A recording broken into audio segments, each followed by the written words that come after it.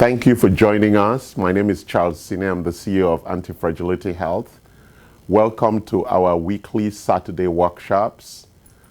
Today's workshop topic is on estrogen, metabolism. Typically, we have a much bigger conversation around hormones, but we've broken the topics for men and for women, and we are just going to focus on estrogen. So typically, we cover in our hormonal topic, we cover the hormones that really give us an awakening response. We call that the CAR. And then we also talk about DHEA. We talk about estrogen. We talk about testosterone. And we talk about Prenognalone. So all these hormones, what are hormones? Hormones are the conductors of the ecosystem.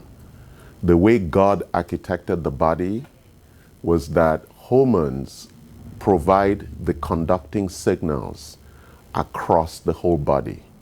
Therefore, when there is deficiency or what we'll call an imbalance in hormones, it triggers a lot of physical, emotional, and mental issues in both men and women. Today we're going to focus just on women, and we're going to talk about these issues. So let's really begin to explore the issue of estrogen metabolism. So one of the big signals and the position that functional medicine, and what's the difference about functional and lifestyle medicine? I need to give context around that. In Anti-Fragility Health Clinic, we practice functional and lifestyle medicine. What's functional medicine? Functional medicine is a medicine that looks at the whole body, the whole architecture of the body. We look at the underlying clinical and biological and physiological issues, and we treat the human being as a whole person, not as parts of the different body. That's what functional medicine does. It's a system focus of looking at health. On top of that, we include lifestyle, because we know that 80% of diseases are chronic illnesses. And chronic illnesses is a lifestyle disease. What is lifestyle? It is the choices that we make in how we live our lives. And so we're going to be talking about that. So it's a different approach from Western medicine. Western medicine focuses mostly on medication in treating underlying issues. We take a much more focus around what we call natural therapies, phytonutrients. We look at nature and we look at lifestyle choices as our remedies for intervention. So creating that overall concept of why we're talking about hormones, why hormones and why women? Women are considered the sentinels. Jimmy, could you help me close the doors back there? And they could keep the volumes low. Thank you. Women are the sentinels of our biological system and existence on Earth. When women are healthy, the nation and the universe is healthy. So when women are not healthy, it is a big sign that there is a big challenge in the environment, whether it concerns our food systems, air quality, water quality, would always show up in women's health and their reproductive architecture. It's a key signal because women are the people who give birth and the continuity of life on Earth. So women, we look at their women's health as a key signal and indicator for our overall health. And so it's important that we focus on this. So over the next couple of weeks, we are going to be talking on estrogen. It is a very big topic. I'm going to try and do some justice on it over the next 1 hour. But we are going to attack estrogen over about 2 or 3 weeks. And then we'll talk about the male hormones. And then we'll go to the other hormones that are also critical for managing our mood and stress and other things. So today we want to focus on estrogen. So estrogen is a very interesting hormone. When you look at the biological source of where estrogen comes from, it creates a very, very interesting picture. I'm going to show you this complicated map. And this map is actually a report that is produced when you run our tests for hormones, and we call that the Dutch Plus test. And this Dutch Plus test is a very, very important test because it actually begins to tell you what your different hormone levels are. So it uses urine and saliva over a 24-hour period of different strips, dried urine and dried saliva, and then we send those off for analysis. But before we go into that detail, let's look at the source. Where does estrogen come from? Estrogen actually comes from testosterone. And in my faith, as a Christian and a Buddhist, that tells me that there is some biological evidence that women were created from men. And so the fact that estrogen itself is manufactured out of testosterone, which is really the hormone that runs the architecture for men, a very important hormone for men, it really lends itself to the connectivity between man and woman. So from that hormonal basis, we look at DHEA, we look at Prenognalone, which is really at the top, driving a lot of the sexual hormones. And it's a very interesting biochemical picture. And I'll be talking about some of these different hormones today as ways of intervening from a phytonutrient or natural perspective to create balance in women. So before I go deeper, let's take a step back and look at some of the societal challenges of estrogen, the challenges that estrogen creates in our culture. One of the big things I've been discussing with my friends at tennis is the issue that most women, as they approach 40, 50, 60, that's when most divorce happens. And most divorce happens because at some level, there is a loss of intimacy, either with regard to the men's performance or the woman's performance. And that then creates a lot of challenge. If you notice, that's when most divorce happens. The loss of intimacy that is introduced by the loss of the natural hormonal levels creates a lot of havoc in our culture. Secondly, in the old days, women used to be hanged or considered crazy once they entered menopause. So menopause brings a lot of changes to women that are not natural. And women really suffer a lot because biologically, women are created with a limited number of eggs. And once the hormones architecture, which is what supports the release of eggs monthly from puberty until menopause, once that hormones runs out, it changes biologically and physiologically the architecture of women. That really causes significant issues. That's not the case for men. Men have a lifetime supply of manufacturing sperm. Women have a limited supply of eggs. When women are born, they are born with all the eggs they're going to use. Men produce sperm throughout their lives. So it's very different. But that doesn't mean that men also don't suffer issues of fluctuations of testosterone. They also do. And we are finding out that one of the biggest challenges in our culture now is men in their 40s and 50s suffering from erectile dysfunction. So if you look at men's health biologically from a hormonal level and women's health biologically from a hormonal level, there is something going on that is really wrong in the overall culture.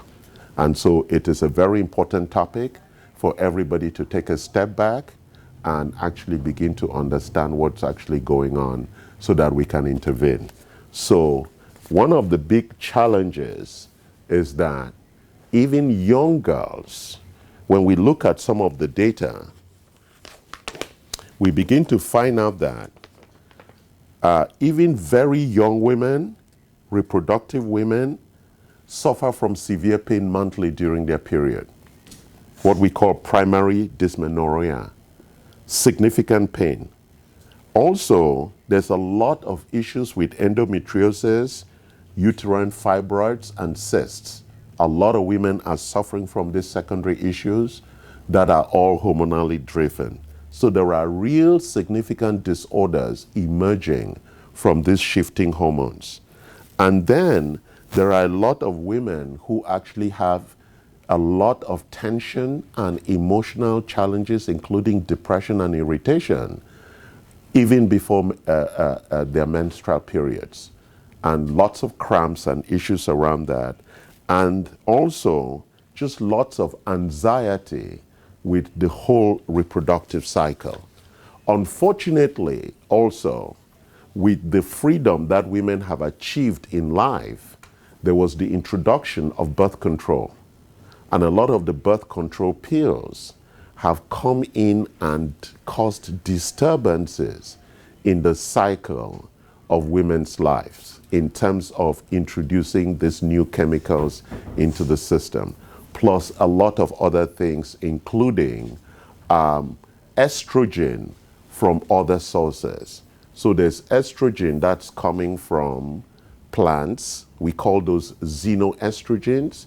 So as people begin to eat things like soybean and all of those foods and all the chemicals that we are putting in water and things like that, women and men are getting a lot more estrogen into their system, which then challenges the underlying issue of this workshop today of estrogen metabolism. Because when estrogen is too high, it then leads to a lot of cancer and other incidences. When estrogen is too low, it then leads to a lot of the other problems. As we all know, God created the architecture for everything to always be in balance. So when we look at these outside sources of estrogen coming in, it causes issues with the metabolism of estrogen. And then when there's a depletion because of the menstrual cycle or menopause, that also then causes a lot of underlying issues with estrogen metabolism. So let's talk about most women, that second topic, the medicalization.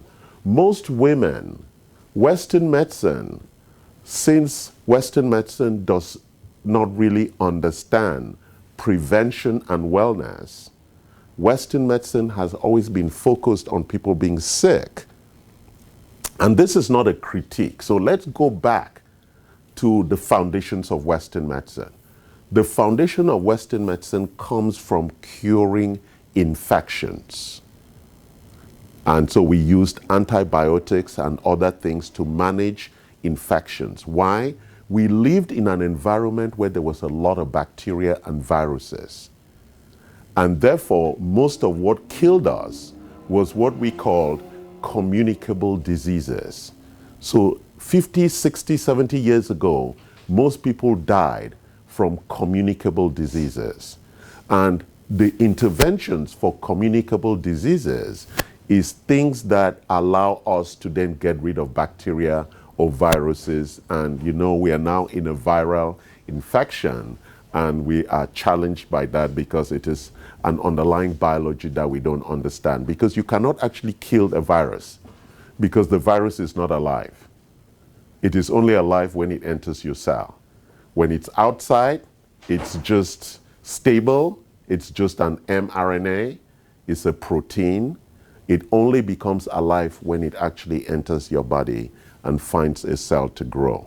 So it is really very important that we understand that as our lifestyles, interestingly, as we became more westernized, what happened was that most of the diseases are now the diseases of what we used to call the diseases of rich people, right? People who do not exercise, people who eat too much, people who are stressed. Remember, in the olden days, it was the rich people who got sick from this kind of illnesses.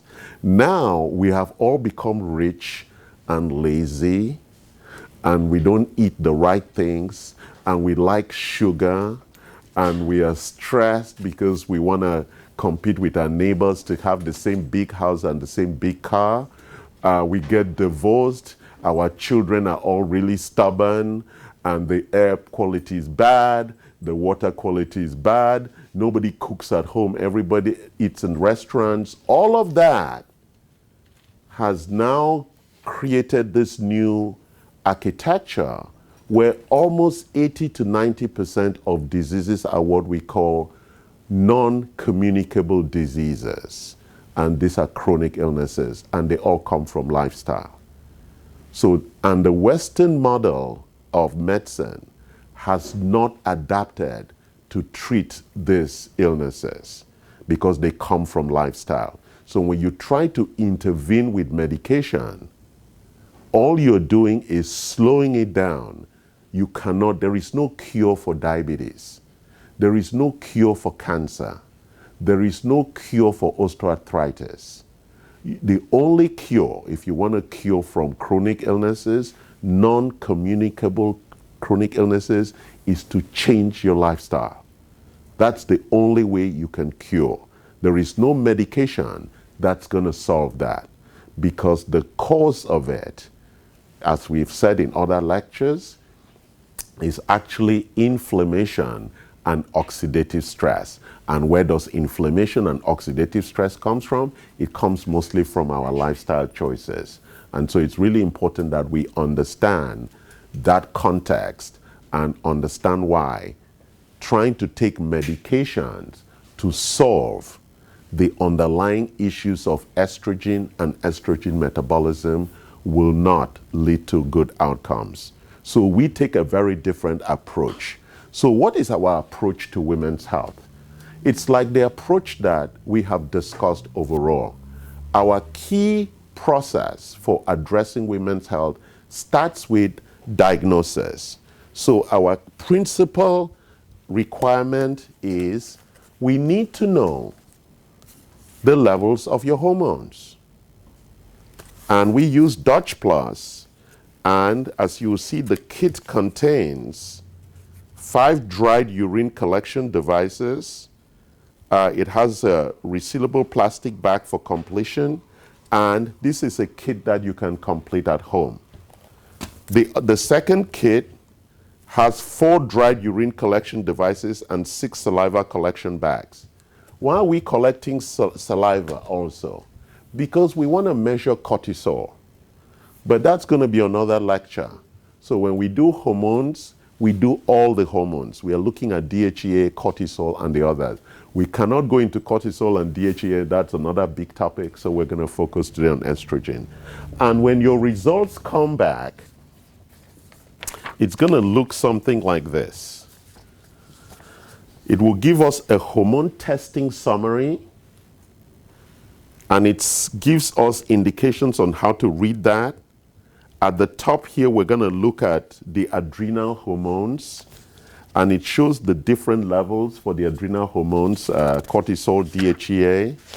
And then it will give us the levels for the sex hormones, which would be testosterone, estrogen, and progesterone, the key sex hormones. And it goes into a lot of detail to actually show us what should be the right level and where your levels are. And then we then spend the time to then try and intervene to address them. And our approach actually begins with lifestyle interventions. So I'm going to talk about a couple of products, and I'm going to start with the first product that we actually use for managing estrogen metabolism. It's the product called our Estro. Can you also bring me the CDG Estro? This product which is for men and women, because men also have estrogen. And I know that sometimes that is difficult for men to understand. So we have the CDG estrogen and the Estrogen. This is a very, very important product. Estrogen is a targeted supplement that combines the synergistic benefits of cruciferous vegetables metabolites to support proper estrogen metabolism. It's a very, very important product. Why estrogen metabolism is important? We all have excess, which is what typically leads to cancer. And it is important that we help the body to support the extraction of that excess metabolism. So it is a product that I take every day because it's a very important product to remove. And where do we get those extra xenoestrogen products? From water sources, because all the chemicals that come into the water, from air, and from food supplies. So it's really very important that we deal with that. So there are big health benefits here, and it goes on. What is actually in DIM? It's what we call 1,3C. It's a naturally occurring compound found in vegetables, such as broccoli, cauliflower, kale, and cabbage. Why would I take a supplement rather than eat those vegetables? Because we also know that it's good to eat the vegetables, but nobody can eat enough of the amount of the vegetables required to get the right amounts of these phytonutrients. Secondly, the sourcing for most of our vegetables today causes a lot of toxicity.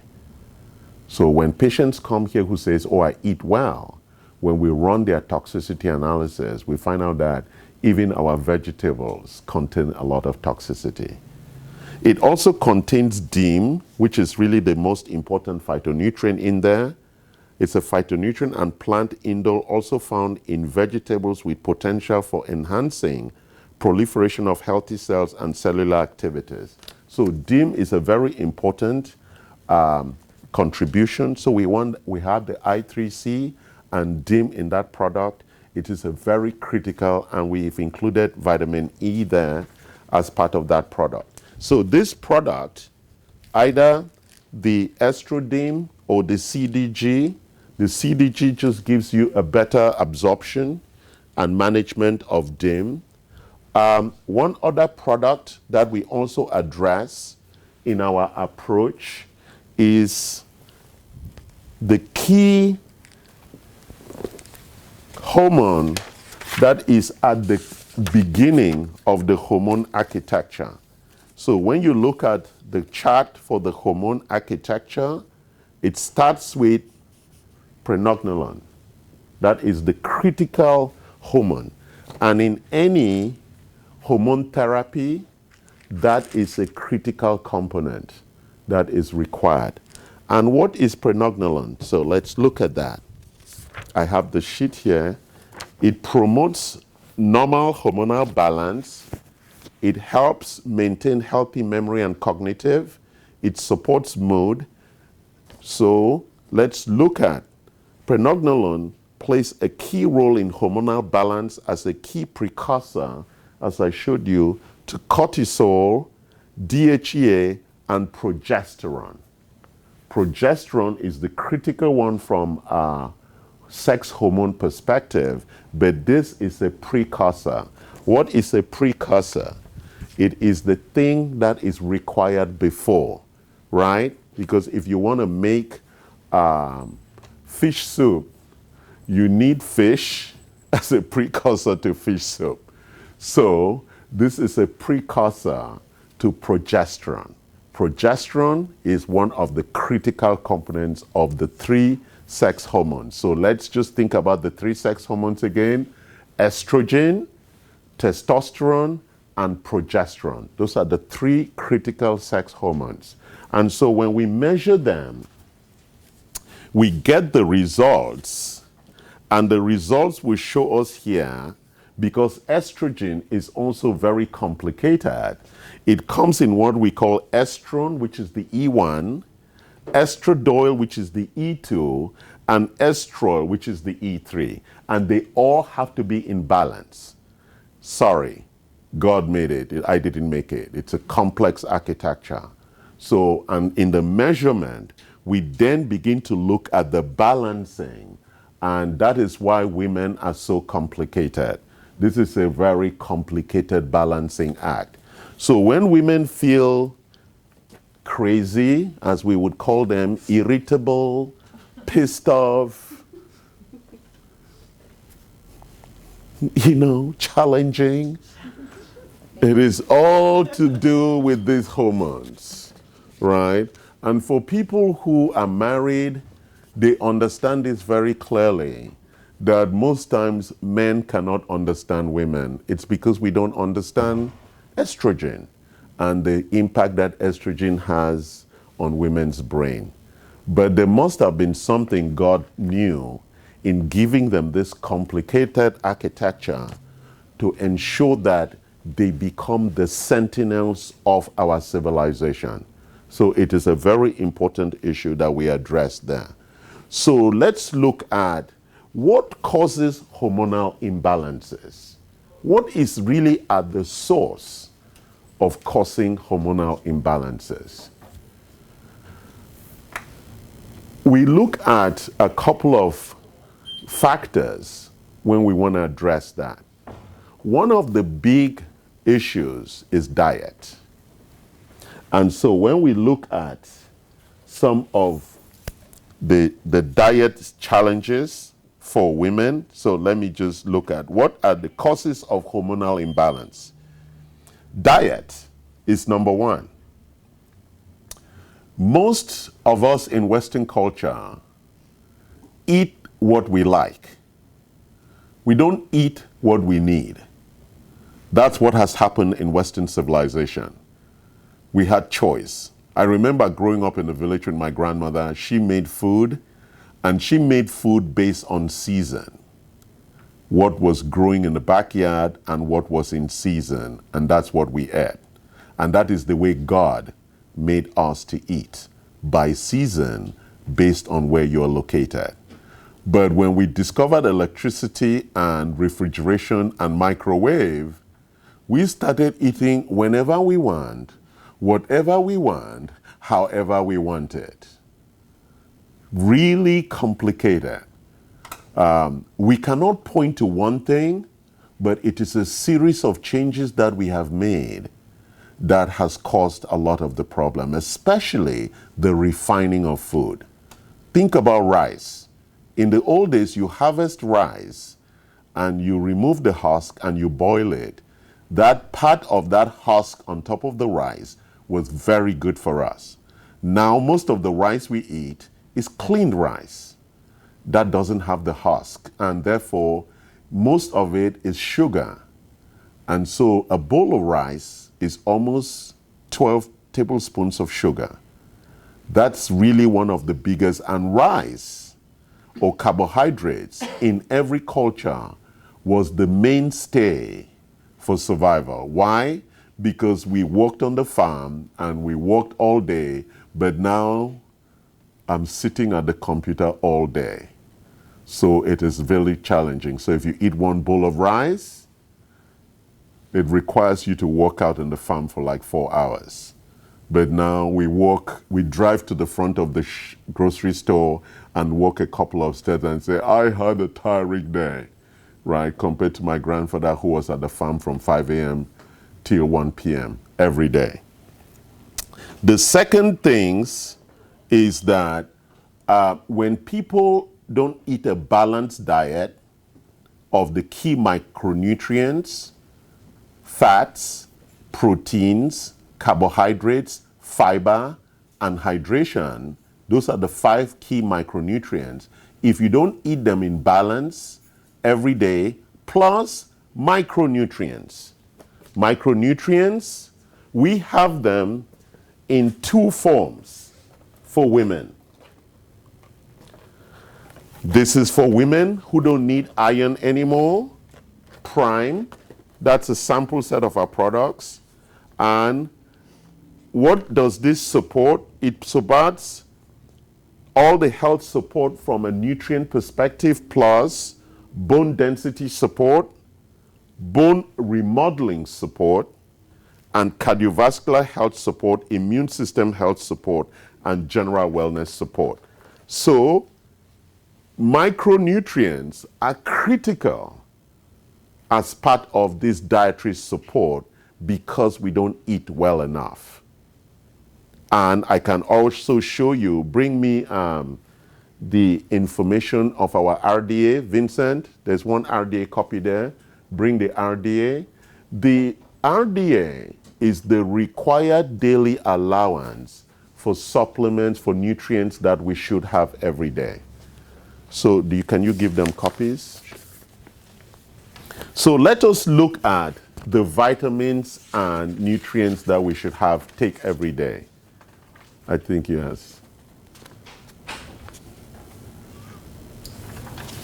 So when you look at them, I remember the first time that I went through this list. And I was like, there's no way I can eat all of this every day. So take a look at it, the vitamins and the minerals, and this is from the FDA. So I didn't make this up. And every government in the world, in Vietnam, in Korea, wherever we've traveled, in China, every government publishes this. And most Americans are not even aware of it. If you don't eat this every day, you're not healthy. How are you going to eat this every day? It's not realistic. And that is why we support it with supplements. That's what they call them, supplements. It's supplemental nutrition for the people who cannot achieve the required daily allowances. This one, the red one, is for women who are still having their period because it includes iron. And this one is for, we call it Prime, for the older women who are in menopause to address that fundamental nutrition. So let's take a step back again, and I just want to reinforce this. So macronutrients are supposed to be the things that you eat to keep yourself healthy, and that's proteins, fats, carbohydrates, fiber, and water. Very, very important. But on top of that, micronutrients begin to take us on that journey to ensure. But then let's look at some of the things that is causing us not to actually really properly engage with these nutrients. Vincent, can you bring me probiotics and prebiotics potentially? So most of us, as we grow older, because of the kind of food we're eating, we're not having the right bacterial balance in our stomachs and intestines and in the colon. And by not having that, we end up in a situation where our stomach, if you notice, is one of the biggest issues for women, constipation and diarrhea. And at the source of that is really the issue of how do I deal with the issue of the nutrients in my stomach and the proper way in which those nutrients are being digested and being absorbed and being used in my body. We have a lot of tests to actually look at that and understand what your nutrient deficiencies are. So when a lot of women come here, they say, my problem is that I have pain in my knees. Can we just test that? And I'm like, no. The health of a woman is very complex. We need to look at your nutrients. We need to look at your hormones. We need to look at your stool. And we need to look at your genetics. That complete picture allows us to understand where we can intervene in your life. So people will spend $5,000 buying a handbag, but they don't want to spend $2,500 doing all of these tests so they have a proper understanding of their health. Because when you then have that proper understanding, because we're all different, just because your friend is taking something doesn't mean that is for you also. Our biochemistries are different because we have different genetics that we inherited. We eat different things. The stress in our lives are different. And therefore, our overall biochemistry is very different. And that's why we work on personalization, right? It's okay, that's fine. We have to deal with that every Saturday. So it's important that you, on your own, understand the real challenging architecture of your nutrients, which we find from the blood, your hormones and toxicity, which we find from your urine and saliva, your bacterial diversity in your stomach, which we'll find from your stool, and to get a comprehensive understanding of what are the gaps and shortages in your architecture. For people who are also struggling with having the right diets, we have prebiotics. It contains fiber, right? You know, a lot of people, how do a lot of people eat fruit in the modern era? They create a smoothie. Because eating the fruit is, we gotta chew. Why don't we just suck?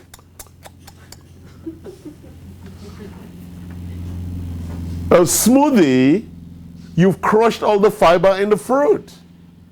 God was not stupid. He could have made the fruit in a smoothie. He didn't, right? He made the fruit in a fruit form with fiber. The things that he wanted us to have as a smoothie, as liquid, he made them liquid. The things that he wanted us to eat the way they are, he made it that way, right? So it's really important that if you're not eating enough fiber, we have prebiotics. The biggest challenge women have is with their digestive systems. So you could be eating well, but if your digestive system is not optimized, the nutrients are not going into your bloodstream and therefore into your cells. So prebiotics, they're prebiotics. And then probiotics. And now somebody was telling me we have postbiotics, which is the butyric acid that we have in Dr. Gundry's. Can you bring the products? Right? Why am I talking about all these products? Women's lives are really complicated. And so when we try to intervene, there are a lot of things that we need to talk about, right? So, and what are some of those? Do we have questions? No? We're good? Kevin, you have a question? Very good so far. Okay. Oh, you have a question. Why is there no iron required while a woman's going through menopause? No, let me be clear about that. Extra iron is not required. Why? Because the woman doesn't have a period every month. So every month when a woman has a period, when the blood comes out, you lose a lot of iron. That's why sometimes women are anemic during their periods. Okay. Yes. So Since they're not losing that excess iron. if we give and iron accumulates, it's another problem biologically. Oh, wow. Yeah, so you have to be careful. And that's why, even when you look at these numbers, the daily value are very specific. If you overeat, the body doesn't tolerate that. So let's look at iron, right? The required amount of iron daily is 18 milligrams. 18 milligrams. And most of us get that from where? Let me check with my audience. Most of us get that 18 milligrams from water. Because if you don't drink purified water, yes, because the metals, the whole process of delivering water, already you're getting a lot of that iron or copper or all the things that are in the water. So if you look at the iron requirement is only 18 milligrams. If you're getting more than that, right, so let's check how much iron is included. Wow, I can't read these things. So The iron in here. Can you read it for me? Or somebody younger who has better eyesight. Right? So the iron in there, you will look at how much it is, and you can compare it to the iron in this one. I don't think there's any iron in this. This one has no iron, but that has some iron in it for support for women who are in their period. Okay? Any more questions? Yeah. So 18 milligrams, right? Which matches, yes, which matches the 18 milligram here. So when you take that supplement daily, and that's what it's saying, for women who are having period, it's giving you your full daily supply. You understand? So it's really important that you understand why supplementation. And you know the reason why people then take supplements? Once I take it, then I don't have to worry whether I have my daily amount. That's the critical issue. If you're not taking it, then you are now worried, am I getting my normal amount? And if you're not getting your normal amount, you're going to get sick.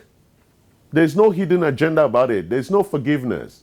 The body doesn't say, okay, we forgive you, you didn't take your iron for 2 weeks. No, there is a price to pay.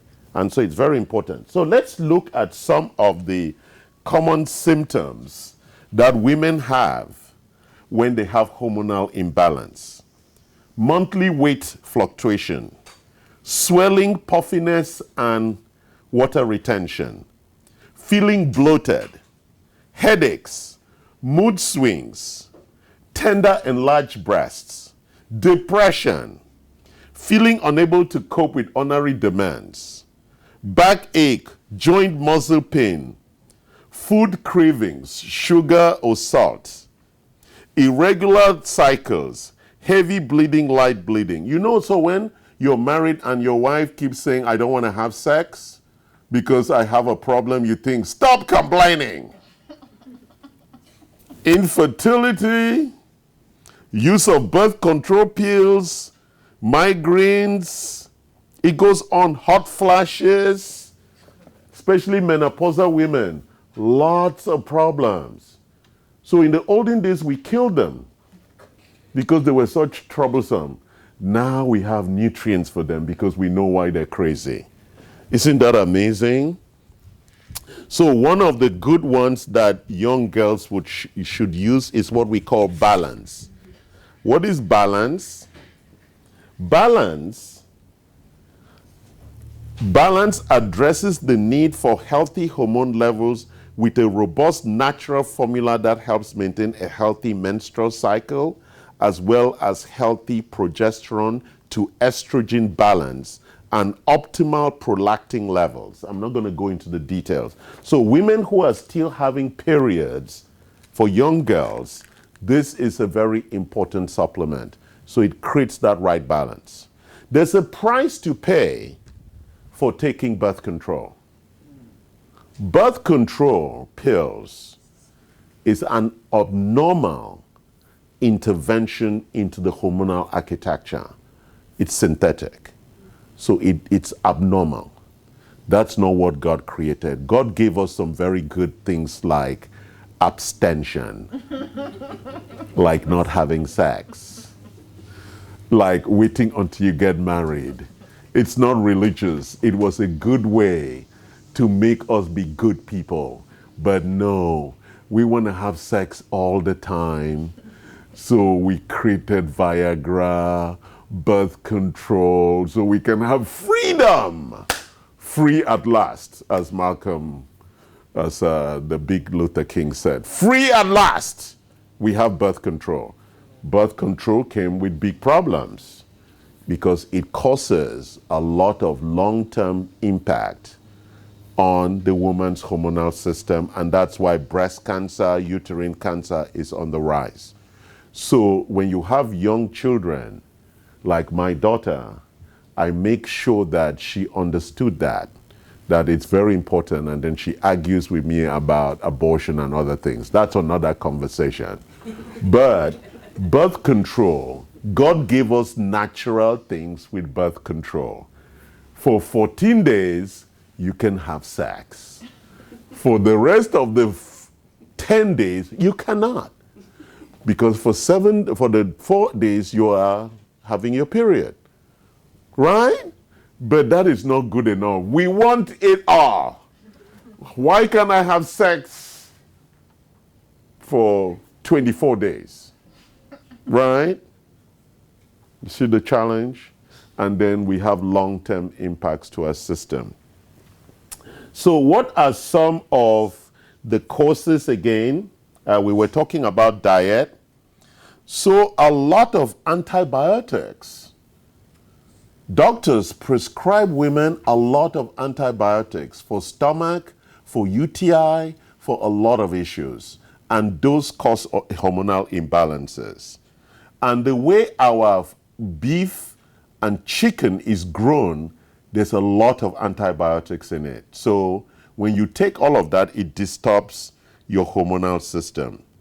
Alcohol, yes, you can drink soju, but not more than 10 bottles a week. One bottle, they say. That's a lot. 10 bottles a week. Haven't you watched Korean drama? And then dairy products and processed foods.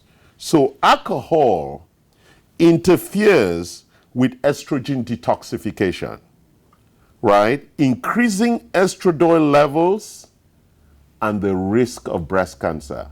So if you're going to drink soju, make sure you're taking CDG, estrogen, to balance it out. So, or you're detoxing, because the estrogen detoxification system needs to be running. If not, your estradiol would increase and therefore increase the risk of breast cancer, right? And that's there in the literature. So these are very important things we need to pay attention to.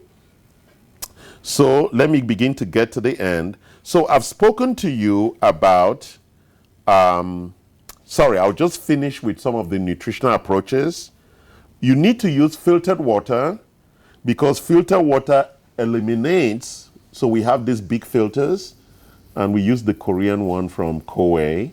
It's a double filtration. And why do you need double filtration?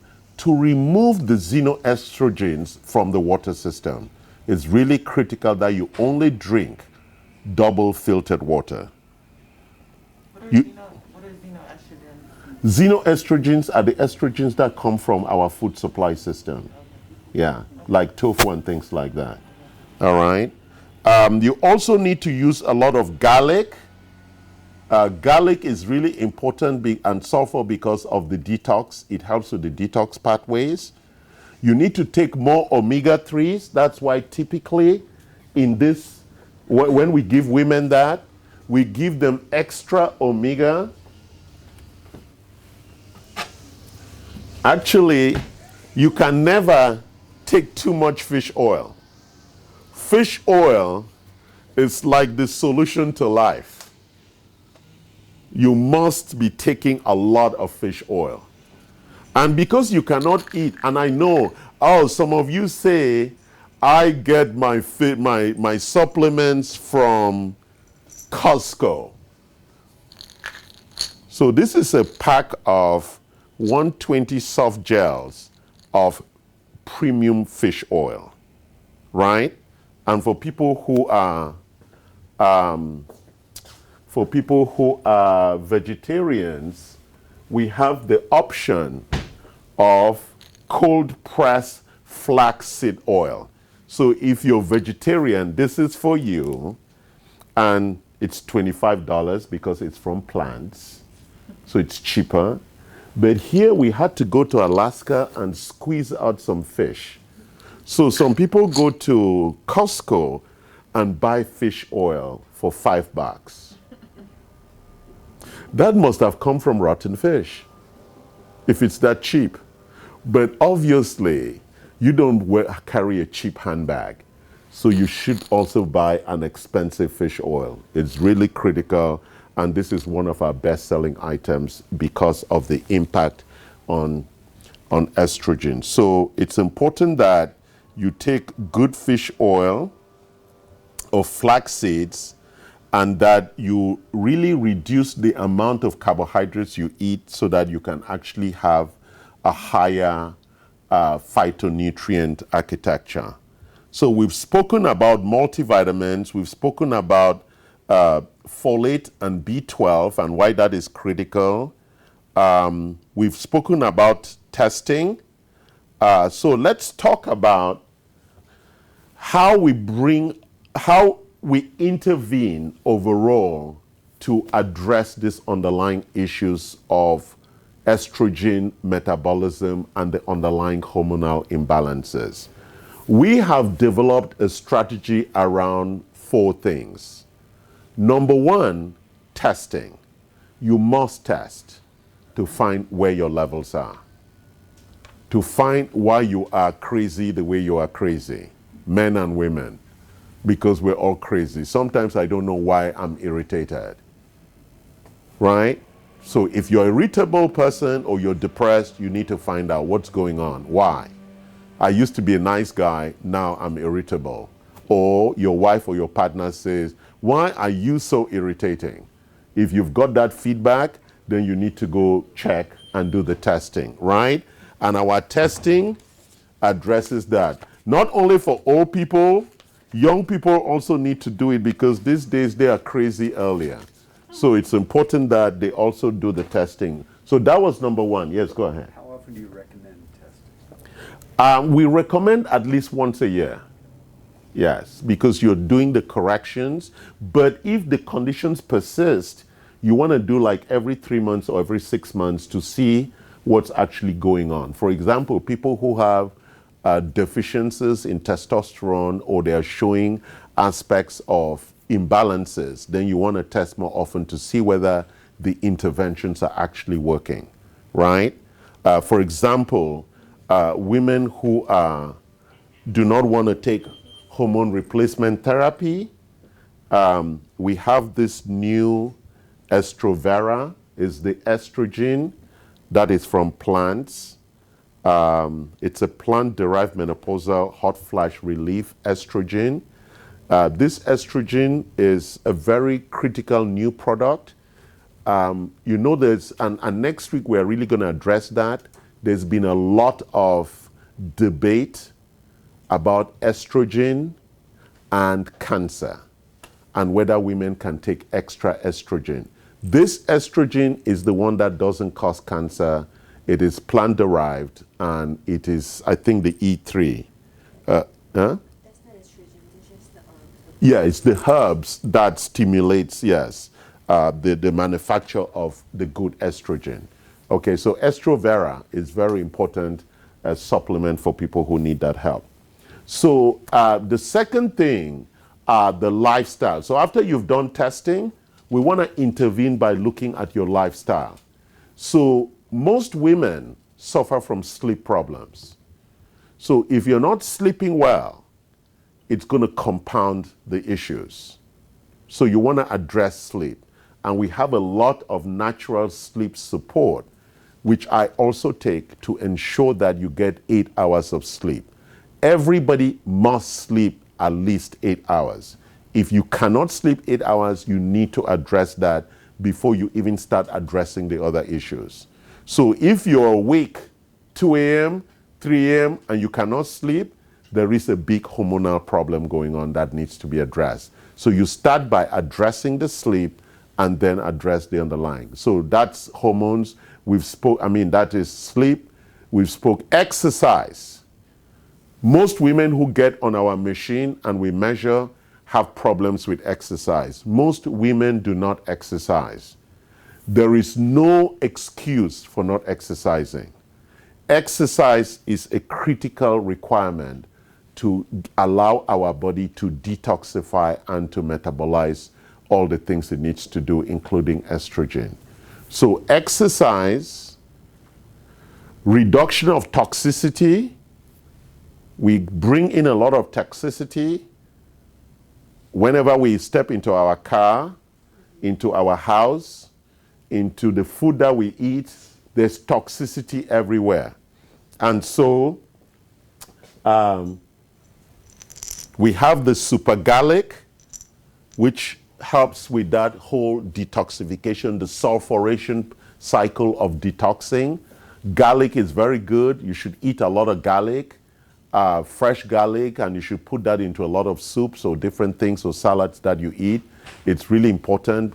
And we also then recommend that about every 3 months or every 6 months, you go through a proper 10-day or 14-day detox and clean the body of all those heavy metals that are accumulating, that are triggers for mutation and methylation and the other things that are the source of cancer.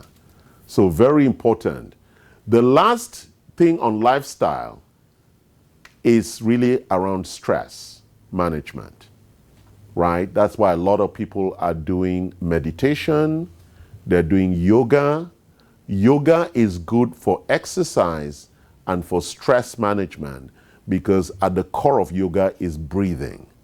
And that breathing is a very important way to really distress the body and relax the body. So yoga and Pilates are things that a lot of people are going into. It's low impact. You're exercising and also relaxing and just the stresses of life. What we also do, which is the third pillar of our intervention, is that we have treatments in the clinic. We run IVs, we run a lot of new things that we are doing with nutrients, with NAD, with peptides, all those things that we called in the portfolio of anti-aging supplements. So we give this by IV. We also have a lot of new products that are liposomal. For example, I was showing you DIM, that is a capsule. So that is a capsule. I'm also showing you DIM, that is a liposomal solution that goes under the tongue. What's the difference between a liposomal solution and the capsule? It's the bioavailability and the absorption. The liposomal, almost 100% absorption. It goes under the tongue straight into the bloodstream. Capsules, the bioavailability is around 30-40%. And so we have the liposomal options as part of our product strategy. So I'm going to close the conversation today on estrogen and say next week, we're also going to continue again on this topic. We're going to go a little deeper into some of the testing, some of the interventions, and some of the specific products, and perhaps even talk about some case studies. How do we bring women who are distraught, who have walked in here, menopausal challenges, to a place where they can say, I'm happy, I'm comfortable with my life? It's a very challenging journey for a lot of women as we manage the whole topic of estrogen metabolism. Are there any questions? Did we get any online? Any questions from the audience? No, okay. So I want to thank you for listening, all of those online and the people in the room. Deeply appreciate you being here as we enjoy this conversation on women and estrogen metabolism. Thank you very much.